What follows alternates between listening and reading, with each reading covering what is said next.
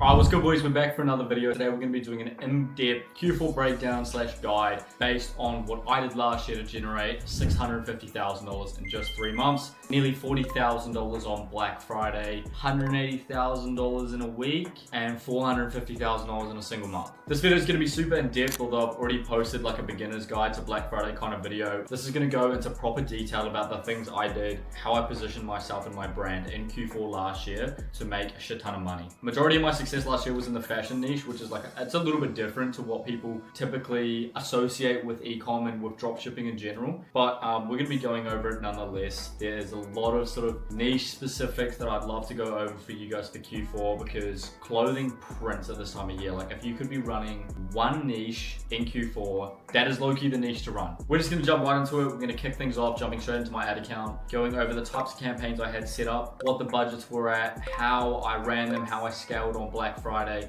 etc. If you guys get anything out of this video, please feel free to drop a like and subscribe. I'm going to be trying to upload twice a week on here for the whole of Q4, just keeping you guys up to date with, everything you need to do well and to make money with e-com. Alright boys, we're in the ad account now. It is banned. This ad account is actually banned, as you can see. It is cooked. It got cooked very early January while we were averaging 10K a day. Didn't have a spare ad account, agency account anyway, on the same BM, which meant that a few days later we had to restart rerunning the product with a new pixel, new page, etc. on a different BM, which griefed us. We lost a scale. Competitor took over the media buying hierarchy while we were down. And yeah, we lost that momentum in that product. So moral of the story, have a backup ad account if you're doing well. But here we go. Yeah, in the ad account, it's weird to be in here since it's been literally a year. We're essentially just going to go through and have a look at exactly what I did in Q4 to make the money I did. From memory, like this product that did super well, this one here, yeah, we only started it in November. So this is like proof of concept for you boys. Like a lot of people think Q4 is like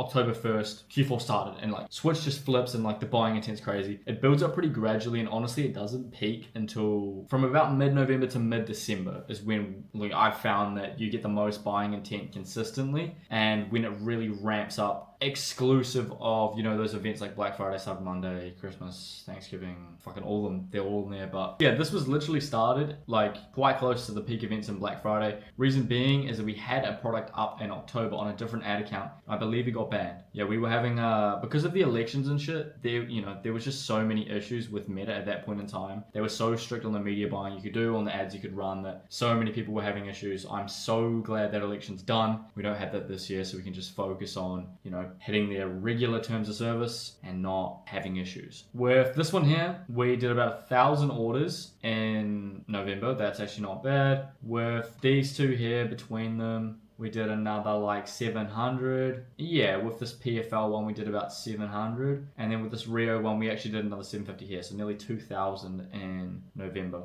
If we now go to December, which is when it really went crazy. Yeah, you'll see we've got like 1,200 purchases here at a $15 cost per purchase, 900 here at I think it was a $13 cost per purchase, which is ridiculous. 1,300 here, $14 cost per purchase, 950 here, $14 cost per purchase, 100 here, $13 cost per purchase, 91 here, $15 cost per purchase. All of these are actually a little bit higher. I'm going to quickly run through the exact campaigns that these were and what purpose they served, just so you guys can understand exactly how this is laid out, because it's pretty messy. We had 3 big like hero products that we're running through this ad account. Yeah, we had the PFL one, we had the Rio one, and then we also had like a random sweatpants one as well, which did pretty good. Anyway, if you have a look, we'll go over to, we've got the amount spent pulled up now. Obviously this is all in USD, and then we have the ROAS, etc. So we're averaging like a 2.75 ROAS on some of these camps. Pretty solid. The AOV on this stuff was a little bit low, but the profit margin is ridiculous when you have a $13 cost per purchase. Anyway, campaigns. We had, for each campaign, 1 CBO per region. Now this was broad targeting. There was absolutely no audience segmentation done by us. We didn't select any audience. We didn't choose a gender, choose an age, choose anything like that. It's all, just left to Meta. We had one of those per region we decided to run. Main ones, USA and UK. Those were obviously the brunt of the heavy lifting, especially over the peak period. However, we did also have, as you'll see, individual campaigns set up for Black Friday that we just surf scaled the week of. They had a only Black Friday focused content and sales, etc. So we could sort of split test them in a way. So essentially we have 2 campaigns. One is like pure retargeting people with lower funnel, higher awareness ads after, initially educating them on the products we were selling and presenting our initial offer. The exclusion ones were only for people that have never ever seen any of our content before, never seen our brand. And as you'll see, I'm not gonna lie, hella underrated type of campaign. But exclusion campaigns, they do really well, bro. Like they do super, super well. And this was literally, we would just take like about 3 to 5 of the best converting ads from the CBO of each region at that point in time, chuck them in an exclusion, run them, see if we can get any sales out of it. It did quite good. That was probably one of the biggest random things we did last Black Friday that converted really well. To be honest, I don't think retargeting campaigns are worth it anymore just because Meta does so much of it now through AI and the algorithms, etc. But I will be running exclusion campaigns, especially when you get, pretty deep into Q4, you're reaching a stupid amount of people. We are reaching like more than 1 million people. That's like 1.3 million people. So that is so many people that you're going to have to like start looking outside of the box, start going outside of Meta's algorithm because you have reached so many people. Obviously, with the right creative output, you can still keep targeting, your target demographic with the same product and make sales and continue to be scalable. But it is also a good idea to start looking slightly outside of Meta's, idea of who to target for you, which is why we set up the exclusion campaigns. The UK one, I believe, was lost. It might have been on a separate ad account when we lost the ad account, but one of these absolutely printed like hundreds and hundreds of orders. But I mean, regardless, even this one, this would have only been active for like probably a week, like not very long at all. And I mean, it's at a $15 cost per purchase with 40 tracked purchases. So that's hundreds of dollars in profit just from a stupid campaign idea.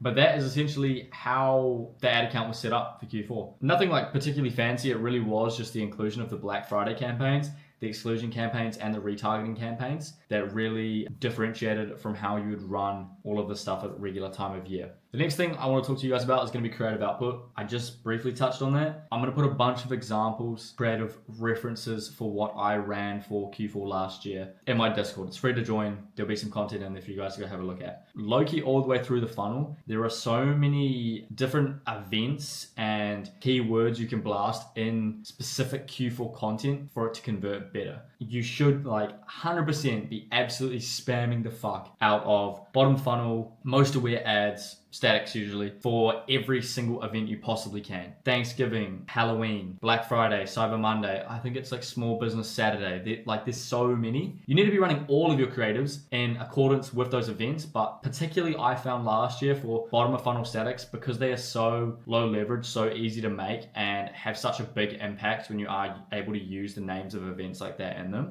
spam them. Just spray them everywhere. And make sure that your creatives across the board are in line with the events that are happening and the time of year. These are so effective that I know people who were still running their Black Friday exclusive sale creatives in April, bro.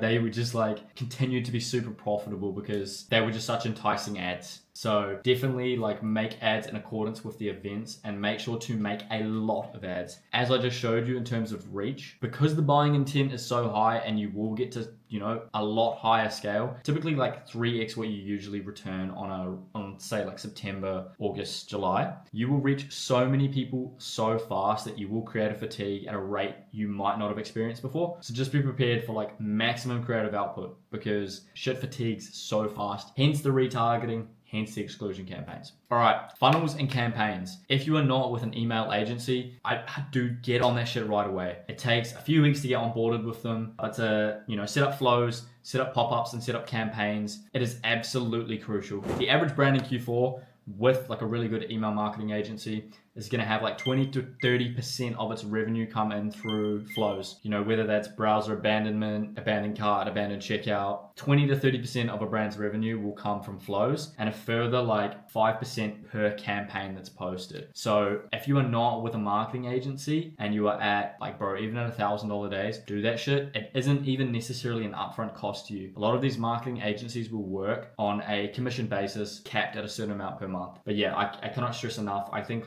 honestly, I didn't have flows absolutely dialed last year, to be completely honest, but I think probably still 15% of the revenue was through email marketing. I got that on camera. Bro, like, it is only the first right now, but I'm already at 5-figure NZD days, like, absolutely printing. Make sure you get on ecom in Q4, bro. Don't miss out. All right, last thing that I wanted to talk about with everyone was cash flow. This was my biggest issue in Q4 last year. It's never something I've seen a guru talk about, like sit down and actually say, like, this is how I got through Q4 with cash flow. You have so many public holidays and like over long stretches of time as well. Payouts are infrequent. There's literally, I think, like 5 days straight or maybe even longer where you won't get a payout if you're in New Zealand or Oz anyway. I think it's a little bit less if you're in the US. There are big stretches of time where you won't get a fucking payout. The way I handled this last year was deferred bills from my supplier and a credit card. Please, please, please consider both of them. Negotiate with your supplier. Let them know that you can essentially scale a lot further, get them a lot more sales, make you guys both a lot more money if you're able to defer the bill even for 2 weeks, bro. Like, it's crucial to have cash to be able to scale, get the cash back, and cash flow. Essentially continue scaling. Regarding ad spend, credit card. If you don't have one, get one. If you're not with American Express, I definitely recommend getting with it ASAP. New Zealand Oz Amex is very different to the rest of the world in terms of how well it works, but if you're not with some form of credit card, do it just honestly for the cash flow to be able to scale without any issues, and obviously the points are great as well. Last thing I wanted to touch on, make absolutely sure that you are 100% certain of your margins at this time of year. Obviously you're going to be pushing a lot more spend. Your rev might be a lot higher. Sometimes you can push a lot higher rev and run at a slightly lower margin, but you need to make sure that you are 100% aware of what that is. There are so many hidden little fees, especially if you're in NZ Oz, you're taking 2.9% plus 30 cents per order. You're then taking a 2% currency exchange fee. So you're taking like 6% per order. Most people aren't even aware of.